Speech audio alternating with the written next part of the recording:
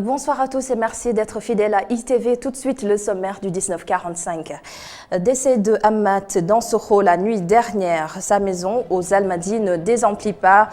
Ses proches, ses amis, ses connaissances ou des sympathisants, tous venus apporter leur soutien à la famille éplorée.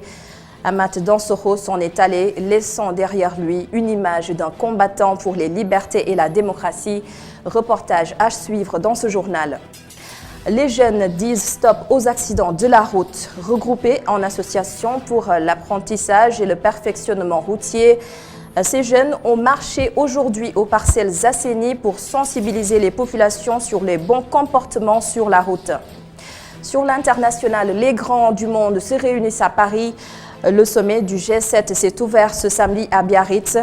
Au menu des discussions, comment lutter contre les inégalités.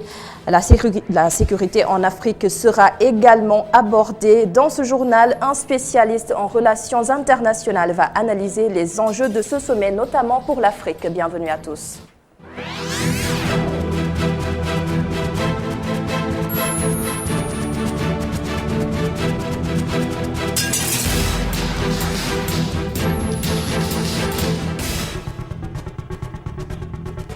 D'abord, cette information, un talibé retrouvé mort dans un bassin à Dougarpel, dans la commune de Diamniadio. Le corps a été repêché par les éléments de la caserne des sapeurs-pompiers de Rufisque. La forte pluie de mercredi dernier qui a fait 2 morts à Bambilor, souvenez-vous, 2 garçons, l'un était âgé de 8 ans, l'autre de 15. Depuis lors, les populations n'ont pas cessé de s'offusquer contre le mode de construction à Bambilor. Au même moment, le ministre de l'Eau et de l'Assainissement, Serigne Mbaye Thiam, promet des solutions. Le reportage de Boudane Diaty et Omar Bokoum. La forte pluie qui s'est abattue sur Dakar n'a pas fait que des erreurs. Elle a emporté à Bambilor 2 jeunes âgés de 15 et de 11 ans, laissant leur famille dans la consternation totale. Ce n'est pas au moment des pluies que l'enfant est sorti, non. L'enfant est sorti après les pluies. Mais en ce moment-là, il y avait une forte affluence d'eau qui venait de partout. Donc vous avez vu que l'eau coule avec une force terrible. Là où il doit passer, mais il y aura un éboulement. L'eau ne peut pas passer tout de suite parce que c'est trop petit, c'est trop serré. Quand l'enfant est sorti, sa mère avait sa main, mais il a échappé. Quand il a échappé, l'eau l'a pris. Et il l'a amené à presque 3 mètres, à 2 km, 1 km, à 2 km d'ici. Et pourtant, Bambilor n'a jamais connu des inondations, mais un fait qui s'expliquerait par la construction de nouveaux ouvrages. Quand la Géroute était là, moi j'ai alerté. Et ça, c'était une réunion au niveau du chef du village. Je leur ai dit que ce que vous avez fait là, mais ça aura des retombées. Et ces retombées resteront fâcheuses pour nous. Ils ont bloqué tous les ponts. Ils ont rétréci ce pont-là. Mais où va passer l'eau? Pour montrer son soutien à la famille, le ministre Mbaye Thiam, accompagné d'une forte délégation, est venu représenter l'État du Sénégal. Pour évaluer ces dégâts, pour étudier les causes de ces inondations et proposer des solutions à l'État. Envoyer les services techniques qui vont faire une évaluation, une étude technique des raisons pour leur trouver des solutions. C'est ce que nous allons faire. Les 157 mm qui se sont abattus sur Dakar ont causé beaucoup de dégâts et des pertes en vies humaines. Du côté de Bambilor, on réclame un plan de lutte contre les inondations pour que de telles choses ne se reproduisent. Ahmad Dansokho, décédé hier à son domicile aux Almadies. Notre reporter s'est rendu là-bas ce matin et la maison ne désemplit pas. Plusieurs personnalités ont fait le déplacement auprès de la famille éplorée.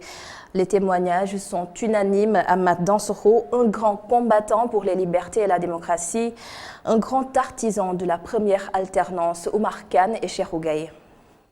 Le standing de la maison, malgré sa situation dans le quartier huppé des Almadies, renseigne sur la philosophie de vie de l'homme, humble et effacé dans le quotidien. On aurait dit que Ahmad n'aimait rien de matériel dans cette vie-là. Il donnait tout le peu qu'il avait aux parents, aux militants, aux pauvres et machin. il pouvait sortir d'ici avec ses sandales, aller, machin, ça ne gênait pas. Ce n'est pas l'homme matu vu, disons, d'aujourd'hui. Et je crois que là où il est heureux là-bas, et il nous regarde. Il nous regarde le pleurer, il nous regarde témoigner, et peut-être qu'il nous regarde en disant n'en faites pas trop. Une humilité qui n'a jamais freiné son engagement. Si Amath Dansokho a été un acteur de la deuxième alternance, il a été l'un des artisans de la première. En 2000, c'est vrai, ils ont encadré Abdoulaye Wade de l'alternance, au moment d'ailleurs où le PDS s'était beaucoup affaibli. Et il faut retenir, et ça je dis, il faut rendre à César ce qui appartient à César.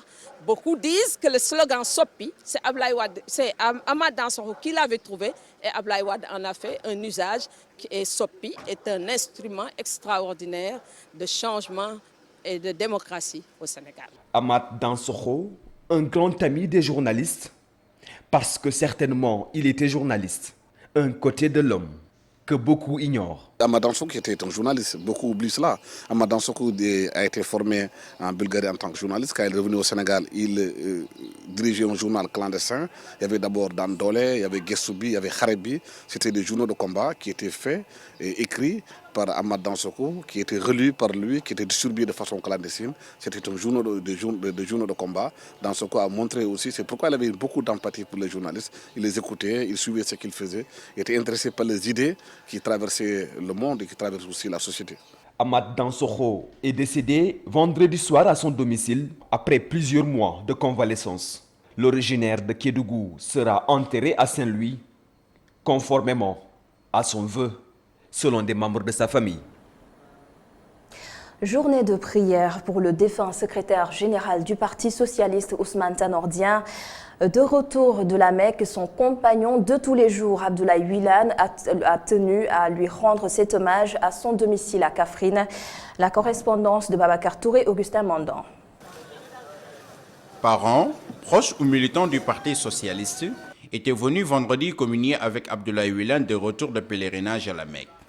Mais le maire de Kaffrine n'a pas fait que fêter avec sa population son accomplissement du 5e pilier de l'islam. Il a aussi organisé un récital du Saint-Coran pour la mémoire de son regretté secrétaire général Ousmane Tanor Dieng. Nous avons voulu partager ce moment de communion, de ferveur avec l'ensemble des imams oulémas, nos amis, parents, afin de prier pour que Dieu pardonne à Ousmane Tanor Dieng, l'élève au grade de ses élus, de ses privilégiés, et l'accueil au paradis.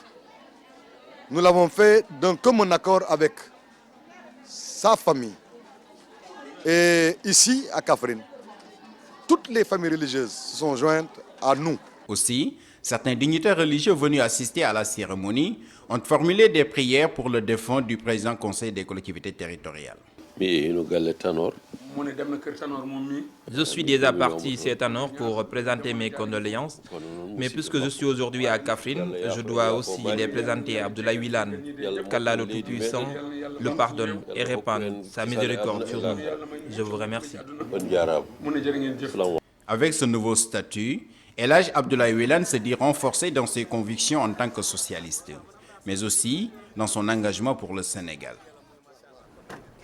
Babacar Touré, à cette occasion de communion et de prière, le porte-parole du Parti socialiste que l'on va désormais appeler El Hadj Abdoulaye Wilane s'est engagé à soutenir Aminata Mbengue Ndiaye pour terminer l'intérim à la tête du Parti socialiste en attendant le renouvellement définitif des instances. Sa réaction au micro de Babacar Touré.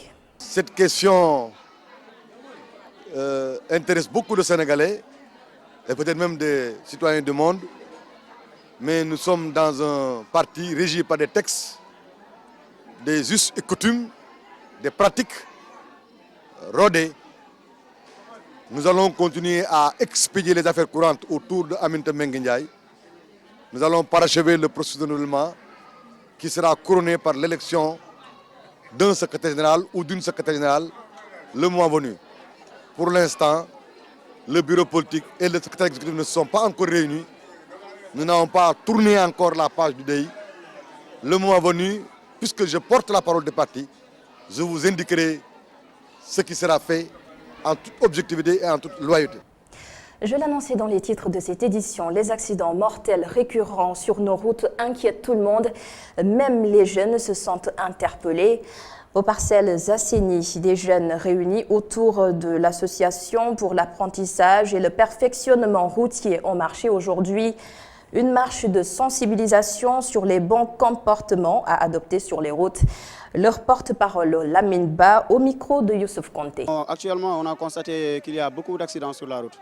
Récemment, on a constaté qu'il y a 15 morts, et même plus, au niveau de l'unité 15.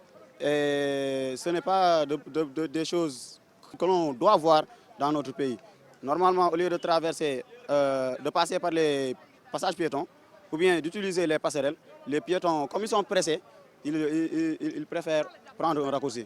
Et ça peut causer beaucoup de dommages corporels comme matériels.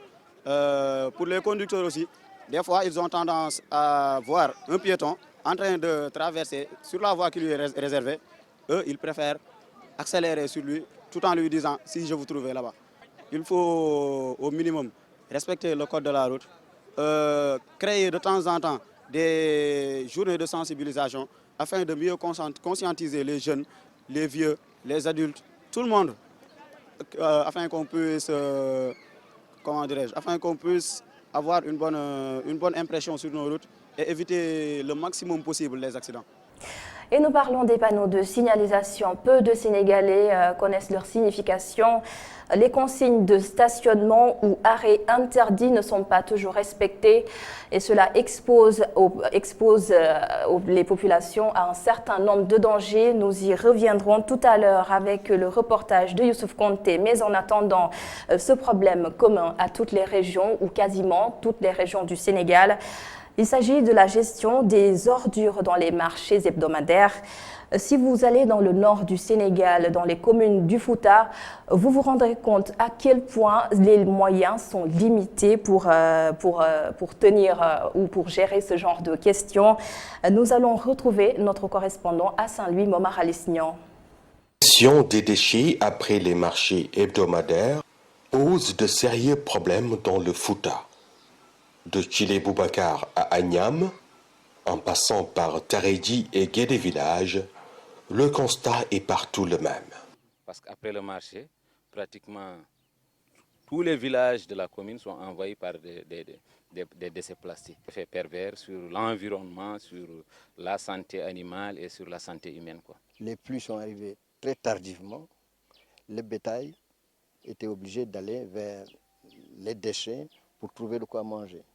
Si une chèvre, si un mouton avale un plastique, vous savez ce que ça signifie. Au niveau de l'agriculture aussi, c'est des déchets qui ne sont pas dégradables. Et ça peut appauvrir aussi le sol. Pour faire face à cette situation qui impacte négativement la santé et l'environnement, les communes rurales concernées évoquent un manque criard de moyens. Nous avons à peine quelques charrettes d'âne qui nous permettent de rassembler les déchets quelque part pour procéder à leur incinération, pour les brûler. En ce moment, ça pose bien entendu quelques désagréments aux populations qui sont autour. Cette situation dramatique inquiète la plateforme d'alerte sur le péril environnemental qui interpelle les autorités gouvernementales. Alors au niveau étatique, peut-être nous en appelons un peu au ministère de l'Environnement et au ministère peut-être du cadre de vie pour que quand même ces structures puissent faire en sorte d'aider ces communes qui n'ont pas assez de ressources, assez de moyens pour pouvoir prendre en charge vraiment cette question. En attendant, les décharges à ciel ouvert et des déchets de toutes sortes continuent de polluer l'environnement dans ces communes rurales. Et nous retrouvons Youssouf Konté qui a fait ce reportage sur les panneaux de signalisation. Peu de Sénégalais connaissent leur signification.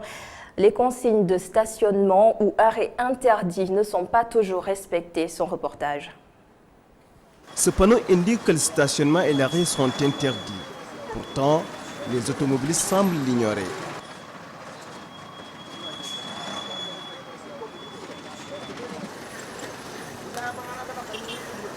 Cet homme a une circonstance atténuante. Il est un non-voyant. Je suis allé m'arrêter là parce que si je ne viens pas ici, justement, je ne pourrai pas avoir de moyens de transport. Certains clients n'ignorent pas la règle, mais leurs agendas semblent prioritaires sur le danger dont ils ont bien conscience. À vrai dire, c'est risqué de terminer sa course ici et on est bien conscient. Mais parfois, on est tellement pressé, ce qui explique qu'on demande au chauffeur de nous laisser descendre ici. Les dangers, justement, ils n'en manquent pas à Yoff Tongoor. Pas plus tard qu'avant-hier, je suis tombé sur un grave accident ici même. Il y avait même 2 personnes qui ont perdu la vie. Et c'est devenu presque courant car tout le monde veut transformer ce panneau d'interdiction en un panneau d'arrêt. Ce vendeur de café témoigne. Cet arrêt irrégulier engendre un danger permanent. Parfois, des véhicules font la queue et bloquent complètement la circulation. Dans ce pays, chacun fait ce qu'il veut. Cet automobiliste indexe le chauffeur. Mais les chauffeurs-là, mais ces chauffeurs ne méritent même pas leur permis. Et la majeure partie ont acheté le leur. Et la majeure partie ont acheté les leurs. Vous voyez ce que ça fait? C'est très grave. Cette situation est presque générale au Sénégal. Bon nombre de Sénégalais demandent qu'il y ait plus de sensibilisation afin que nous n'en ignorions.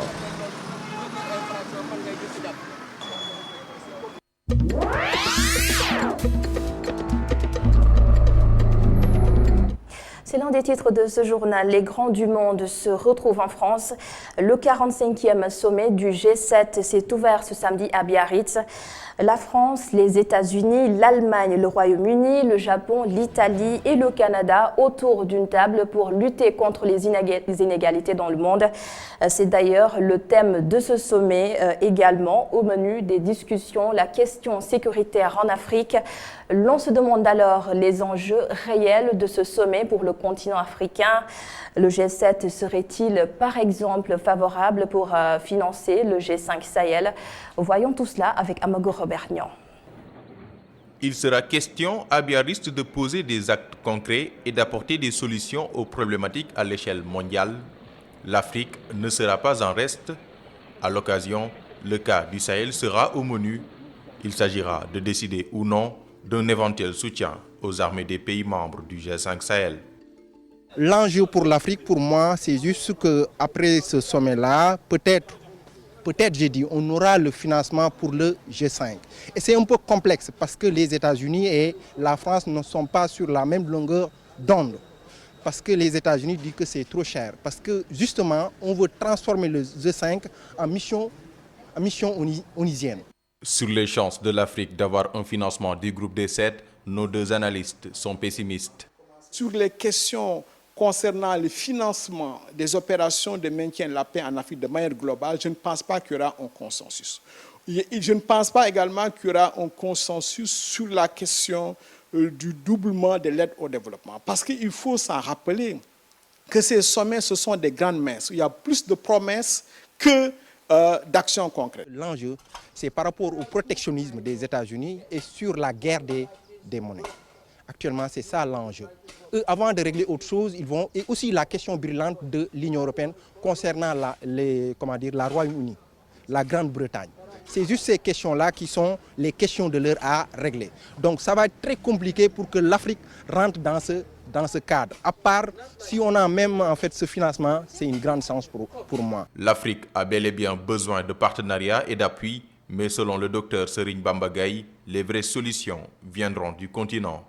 Il faut que les Africains puissent comprendre que c'est à partir de l'Afrique, de solutions africaines, que nous pourrons résoudre nos problèmes.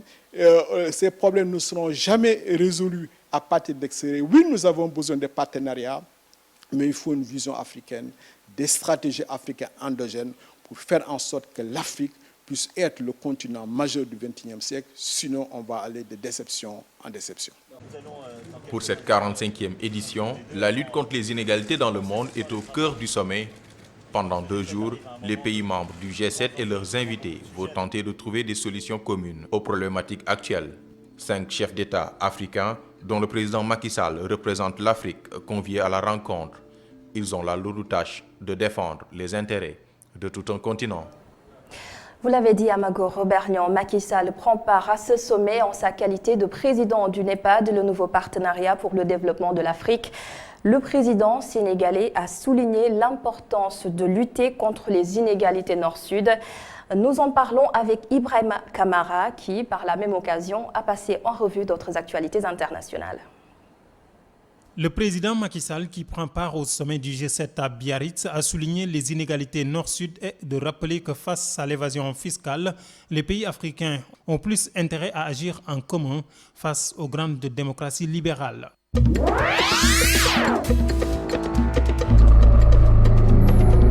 Au moment où se tient l'ouverture du 45e sommet du G7 ce samedi à Biarritz et que Emmanuel Macron reçoit les grands de ce monde, les forces de l'ordre font face à des manifestants anti-G7. Des échanges de jets de projectiles et de gaz lacrymogènes ont été notés. 13 000 policiers et gendarmes se sont mobilisés pour faire face aux manifestants anti-G7.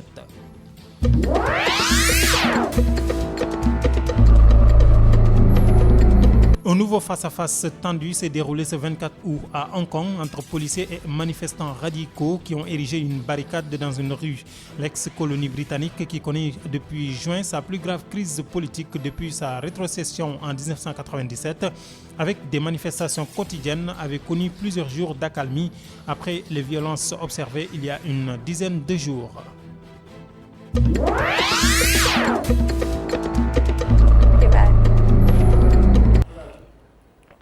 Et c'est la fin de ce journal. Merci à la régie. Merci également à vous de l'avoir suivi. D'autres infos à 22h30 avec Babon Ndiaye.